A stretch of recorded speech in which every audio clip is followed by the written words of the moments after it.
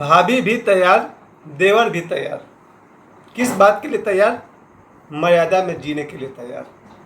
कल जब मैंने एक न्यूज़ देखा जिसमें एक भाभी और उसका देवर दोनों मिल कर के पति की हत्या कर दिए थे। ये कल, हालांकि ये घटना तो 13 जुलाई की है, दिल्ली की घटना है। पर इस घटना को देखने के बाद, सुनने के बाद मेरे मन में विचार आया कि अपराध पर तो मैं बात करना पसंद नहीं करता, लेकिन एक बार और सही इस अपराध पर बात जरूर करूँगा, क्योंकि देवर और भाभी के इस रिश्ते को इतनी बुरी तरह बदनाम किया गया। इस रिश्ते में पहली बात थी कल जो मैंने घटना देखा है, जिसमें कि करण नाम का पति है, उसकी पत्नी है सुष्मिता और देवर है राहुल, नाम तो सुना होगा। और ये जो देवर है वो अपना देवर नहीं है, चचेरा देवर है। इस घटना पर मैं सिर्फ 1-2 मिनट बात करूंगा। उसके बाद देवर भाभी के रिश्ते की बहुत सारी रहस्यमय बातें आपको बताऊंगा, क्योंकि जितना मुझे ओशो के बारे में मालूम है, जितना मुझे रामायण के बारे में मालूम है, उससे ज़्यादा मुझे भाभी देवर के बारे में मालूम है। क्योंकि ये 53 साल हमने हवा में नहीं बिताया है, इसी धूप में के नीचे बैठे हुए। दुनिया मैंने बहुत देखी है, 100 से अधिक भाभी तो मेरे पास है। यानी कि कहते हैं ना कि रावण के 100 बेटे थे, दुर्योधन के 100 भाई थे, तो मेरे भी 100 भाभी हैं। इसलिए 100 भाभी देवर के बारे में मुझे जानकारी है, और जिस चीज़ के बारे में मैं जानता हूँ उस पर ही बोलना अच्छा रहेगा। इसलिए आज मैंने काला काला कपड़ा पहन लिया। आज भाभी देवर के बारे में मुझे बहुत कुछ बताना है आप लोग को, और ये इसलिए बताना है क्योंकि संभवतः हर घर में भाभी देवर होते हैं या हो सकते हैं। अब नहीं होगा, क्योंकि मेरे ज़माने के बहुत सारे लोग हैं जिनका एक ही बेटा है। हम लोग 5 भाई बहन हैं, सभी के एक बेटे हैं, तो इनके पास तो देवर भाभी का तो संबंध होना मुश्किल है। लेकिन ये जो दुर्घटना हुई थी उसमें जो देवर और भाभी है वो अपने नहीं है, चचेरे हैं। आइए देवर भाभी के रिश्ते के साइकोलॉजी को समझें। और उससे पहले ही हम ये बता दें कि ये जो दिल्ली में जो कांड हुआ है, जिसमें कि देवर और भाभी ने मिलकर के पति की हत्या कर दी है, जिसमें कि वो जो देवर है राहुल वो चचेरा है, और ये जो विवाह हुआ था, इनकी शादी जो हुई थी वो लव मैरिज थी। लव मैरिज का फिर ये अंजाम 2025 में तो बहुत घटनाएं सुनने देखने को मिली, लेकिन एक बार फिर से लव मैरिज बदनाम हुआ, बहुत ही बुरी तरह बदनाम हुआ है। और लव मैरिज के बारे में तो हम शुरू में बता दें कि लव मैरिज नहीं करना चाहिए। हालांकि ओशो ने ठीक उल्टा कहा है कि लव मैरिज ही करो, अरेंज मैरिज मत करो, पर मैं ओशो के विपरीत बोल रहा हूँ कि लव मैरिज नहीं करना चाहिए। क्योंकि प्रेम की एक सबसे बड़ी खराबी ये है कि प्रेम टिकता नहीं है, वो कभी भी बदल जाता है। मेरा अपना अनुभव है कि 40 साल से, 30 साल से, 20 साल से, 10 साल से मैं जिन लड़कियों से प्रेम करता था उनसे अब मैं नफरत करता हूँ। ज़रा सोचिए, जिन लड़कियों से मैं बचपन से प्रेम करता था, जवानी से प्रेम करता था, बुढ़ापे से प्रेम करता था, उन लड़कियों से अब मैं नफरत करने लगा हूँ। और उस समय प्रेम ऐसा था कि शादी कहो तो शादी कर लेते हैं, लेकिन आज मुझे उन सबसे नफरत हो गया। प्रेम की एक सबसे बड़ी खराबी मुझे दिखाई पड़ती है, ये परमानेंट नहीं होता है। प्रेम होता है और नहीं भी होता है। जैसे कि एक लड़की एक लड़के को देख रही है, प्रेम करती है, पता चला कि वो लड़का किसी और लड़की के साथ बैठ के बात कर रहा है, प्रेम खत्म। ऐसे प्रेम के आधार पर कोई शादी करता है, लव मैरिज करता है, उसका अंजाम कुछ भी हो सकता है। तो ये जो घटना घटी है ये प्रेम विवाह ही था। इसमें करण ने सुष्मिता से प्रेम विवाह किया था।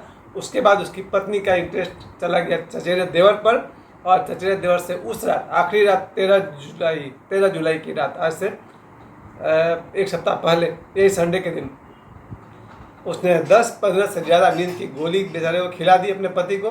फिर भी नहीं मारा तो उसे बिजली का करंट दे करके दोनों ने मिल करके मार डाला। और उनके गंदे गंदे चैटिंग्स भी टीवी पर दिखाया गया, जो मैं पढ़ा था, गाली बहुत था उसमें। इसके बाद पत्नी ने सुबह सुबह हल्ला कर दिया कि भाई देखो ये तो कुछ बोल ही नहीं रहे हैं, करंट लग गया है।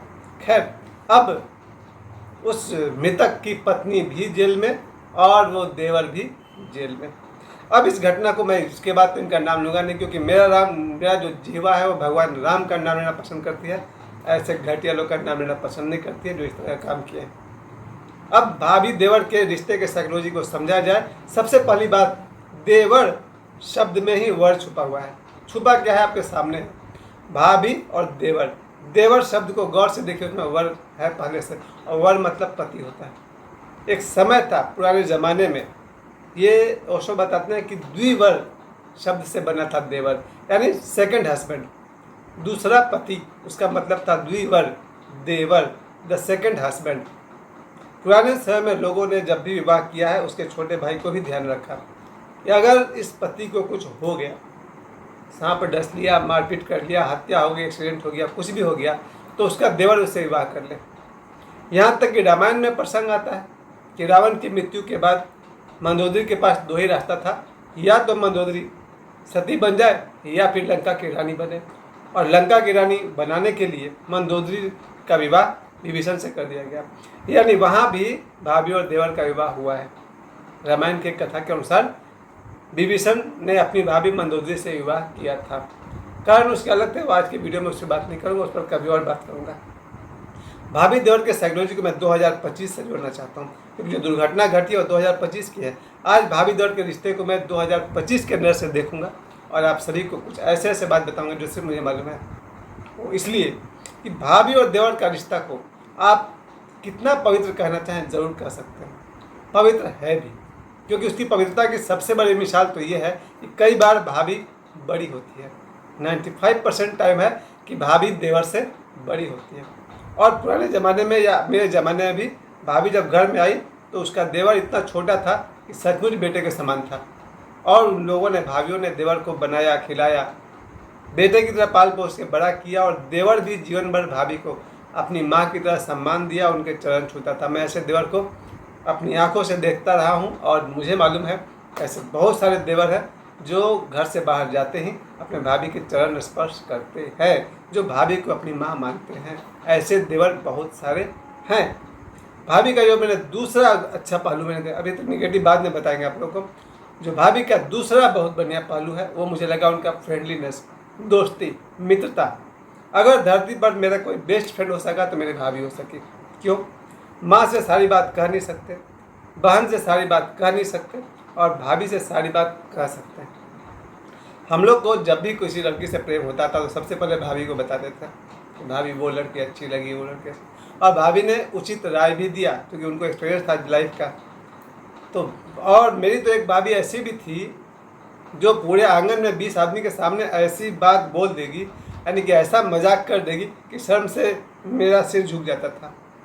पर उनका हृदय साफ था, उनके मन में मेरे प्रति कोई काम वासना नहीं था। पर भाभी ऐसा मजाक करेगी, ऐसे शब्द बोल देगी कि शर्म से हम पानी पानी हो जाते थे। और ऐसे भाभी को आप क्या कहेंगे? द ग्रेट फ्रेंड, एक महान दोस्त। मेरी अधिकांश भाभी जो है मेरी महान दोस्त है और थी। उन्होंने एक दोस्त की तरह मेरा साथ दिया, सुख में, दुख में। और मजाक तो ऐसा ज़बरदस्त कि गालियों का बौछार कर देती थी, फिर भी उनका मन साफ था। ऐसे साफ मति वाली भाभी को आप क्या कहेंगे? माता ही कहेंगे या फिर एक बढ़िया दोस्त कहेंगे, द फ्रेंड कहेंगे। इसके अलावा मैंने भाभी के जो तीसरा गुण, 2 गुण मैंने आपको बताया था, द ग्रेट फ्रेंड, और दूसरी वो माँ के समान वाली बात है। और ये बात तो आपने सुन ही लिया कि एक्सीडेंटली अगर बड़े भाई को कुछ हो जाता है, आपने सिलसिला फिल्म देखा होगा, उसमें वो सीन था शशि कपूर के डेथ के बाद अमिताभ बच्चन शादी कर लेते हैं जया बच्चन से, उस कहानी के अनुसार। तो वास्तव में भी वास्तविक जीवन में अगर बड़े भाई को कुछ हो जाए, मृत्यु हो जाए, तो ज़रूरत पड़ने पर छोटा भाई अपनी भाभी से विवाह कर सकता है, क्योंकि परिवार चलाना, नैतिकता, समाज और बहुत सारे अच्छे अच्छे कारण से देवर और भाभी विवाह कर सकते हैं। अब इनका डार्क साइड में ये ब्लैक साइड जो है वो बहुत खतरनाक है।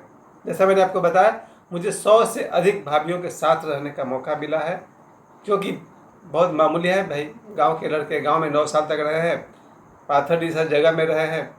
इस 53 साल की उम्र में 5 साल की उम्र से पता है कि भाभी क्या होती है और देवर क्या होता है।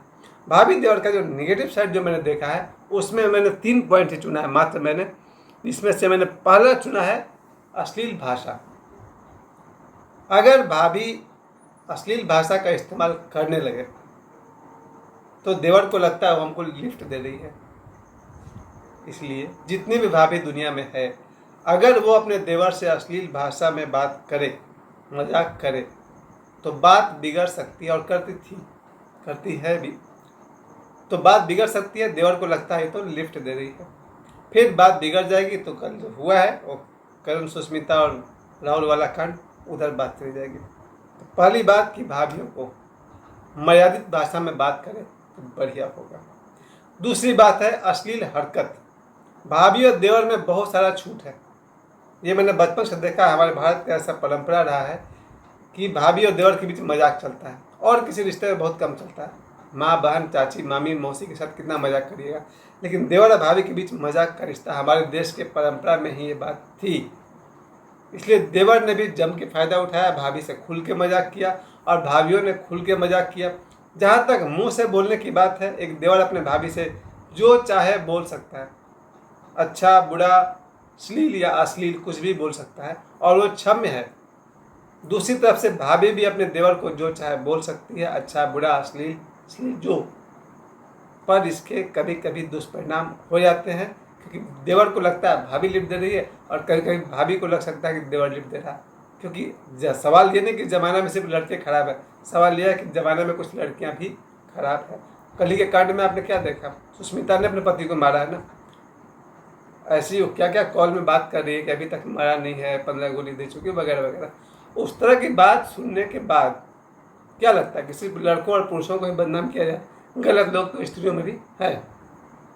तो दूसरी बात मैं देखा कि अगर देवर अपने भाभी को स्पर्श करता है, टच करता है, तब वैसे मजाक को मैं गंदा मजाक कहूँगा। देवरों को, अगर कोई देवर अपने भाभी को हाथ पकड़ता है, पैर पकड़ता है या जो भी हो, मुझे लगता है बात बिगड़ सकती है। क्योंकि जो लड़के बाहर लड़के नहीं पटा पाते हैं वो कभी कभी भाभी पर ही ट्राई करने लगते हैं। जी हाँ, मैं गंदी भाषा का इस्तेमाल कर रहा हूँ। जो लड़के बाहर उनको लड़कियाँ नहीं मिलती है तो अपनी भाभी की तरफ नजर डालने लगते हैं, जैसा कि कल के घटने में हुआ है और राहुल और सुष्मिता वाला मामला में। अरे तेरे में अगर दम है ना तो बाहर जाओ, एक से एक गर्लफ्रेंड मिलेगी, प्रेमिका मिलेगी, उनके साथ जाओ। किसी की पत्नी की तरफ नजर उठा कर देखना, इसका मतलब आप पे वो दम नहीं है।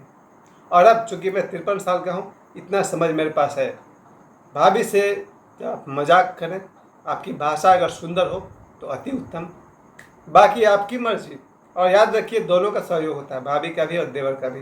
जैसा कि मैंने वीडियो का टाइटल ही रखा है, भाभी भी तैयार देवर भी तैयार। तो पहली बात कि भाषा पर अगर मर्यादा हो तो भाभी और देवर का रिश्ता बहुत सुंदर चलेगा जीवन भर। अगर भाभी और देवर के बीच मर्यादा भरा व्यवहार नहीं है, यानी देवर भाभी को हाथ लगाता हो, भाभी देवर को हाथ लगाती हो, तो बात बिगड़ सकती है। दुनिया में बहुत सारे देवर हैं जो अपने भाभी के नज़दीक चले जाते हैं और बहुत सारी भाभियां हैं जो अपने देवर को नज़दीक खींच लेती हैं। ये मैं मर्यादा की बात कर रहा हूँ। अगर देवर भाभी के बीच मर्यादा नहीं रहा, दोनों का नाश होगा। क्योंकि पत्नी का कर्तव्य था कि अच्छा होता कि अपने पति के प्रति समर्पित होती, और देवर का कर्तव्य था अच्छा होता वो अपने किसी प्रेमिका, किसी अपनी पत्नी पर समर्पित होता। ये देवर भाभी का प्रेम होना कोई बहुत बढ़िया प्रसंग नहीं है। साल में एक बार होली आती है, जो बोलना होगा बोल लेना। तीसरा जो गंदा से गंदा राजनीति हुआ है, होता रहा है, अब पता नहीं होता है कि नहीं। एक समय था कि भाभीियों ने जायदाद के लालच में अपने देवर को अपने प्रेम जाल में आकर्षित करने की कोशिश की है। बचपन से सुनते आ रहे हैं और इससे उनको लगता है कि अगर भाभी मेरे प्रेम में, अगर देवर मेरे प्रेम में पड़ा रहा और वो शादी नहीं करे, क्या जरूरत है शादी करने की, हम हैं ना। देवर अगर शादी नहीं किया, भाभी के प्रेम में पड़ा रहे, एक दिन देवर तो शादी करेगा नहीं, देवर खत्म, उसका वंश होगा नहीं, सारा जायदाद किसका, भाभी जी का हो जाएगा। ऐसे गलत नियत वाले भाभी भी हो सकती है दुनिया में। क्योंकि आदमी जब चरित्र से गिरता है बहुत बढ़िया से गिरता है, अनलिमिटेड गिरता है। ये 3 बातें मैंने आपको बताई। पहला, भाभी देवर के बीच गलत होता है जब वो लोग भाषा की मर्यादा को पार करते हैं। भाभी देवर के बीच गलत होता है जब वे लोग दोनों एक दूसरे को स्पर्श करने लगते हैं। और भाभी देवर का रिश्ता खराब होता है जब धन का लालच आ जाता है। ये जो करण और राहुल वाला मामला था, उसमें धन का मामला था, तो जो आदमी मरा है वो धन वाला था, पैसे हड़पने का ही विचार था। मतलब कि देवर भाभी के इस रिश्ते के बारे में एक बात और कहूँगा। बहुत सारे पत्रकार कहते हैं टीवी पर कि अगर तुमको पति के साथ नहीं रहना था बोल देती, मारा क्यों बेचारे को। इस पर मैं कहना चाहता हूँ 10,000 साल बाद भी लोग लड़कियों को और औरतों को वो आज़ादी नहीं देंगे कि तुम बोलो तेरे मन में क्या है। ये इस वीडियो को बनाने का मेरा मकसद है।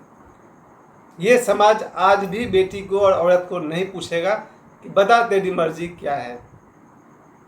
आज़ादी कभी देगा ही नहीं लोग। एक लड़की के मन में क्या चल रहा है वो कभी नहीं आज़ादी मिलेगी उसको, जिसके कारण ये सब घटनाएं घटती है। हर पति को चाहिए कि अपनी पत्नी से सप्ताह में, महीना में, साल में एक बार पूछ ही लिया करे कि अगर तुमको हम अच्छे लगते हैं तो ठीक है, नहीं लगते हैं तो तुमको जहाँ अच्छा लगता है वहाँ चल जाओ, पर मेरा मर्डर तो मत करो। ये हर पति को अपनी पत्नी से अगर संदेह हो तो पूछ ही लिया करे। और जितने भी प्रेमी प्रेमिका है, लव मैरिज का सवाल है, उनको भी चाहिए।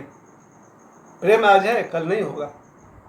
ऐसे में अपने प्रेमिका से ही पूछो, अगर तुमको किसी और के साथ रहना है तो तुम जा सकती हो, लेकिन भैया जान से मत मार देना। ये बात इस वीडियो को बनाने का मेरा मकसद है। औरत को बोलने का मौका नहीं देता है समाज, लड़कियों को बोलने का मौका नहीं देता है समाज। अब 2000 साल बाद भी लोग लड़की को बोलने नहीं देते। लड़कियों को बोलने दो, उसके मन में क्या है, तब इस देश में इस तरह की घटनाएं नहीं घटेगी। आज़ादी दो, सचमुच का आज़ादी दो। मेरा सबसे बड़ा थ्योरी क्या है, जो लड़की हमको पसंद नहीं करती है, दूर चले जाओ कृपया मेरी ज़िंदगी से, और जिसके पास जाना चाहते हो वहीं चले जाओ। ये मेरे अपने जीवन का अनुभव रहा है। जब ये दुनिया वाले जब ये बात सीख जाएंगे, जो आपको प्रेम नहीं करते उसको जाने दो यार, जहाँ उसको जाना है। भाभी और देवर का जो कांड है, उससे मुझे एक ही बात सीखने को मिल रहा है, खास करके इस दुनिया में अगर कहीं दो भाई हैं और भाभी देवर का मामला आने वाला है, तो भाभी भी तैयार और देवर भी तैयार। किस बात के लिए? भाषा मर्यादा में, व्यवहार मर्यादा में। लालच मत करिए और भाभी देवर का रिश्ता पवित्र रहेगा, अमर रहेगा और सुख भरा रहेगा। चलिए, आशा करता हूँ आप सभी को मेरी बात समझ में आ गई होगी। धन्यवाद।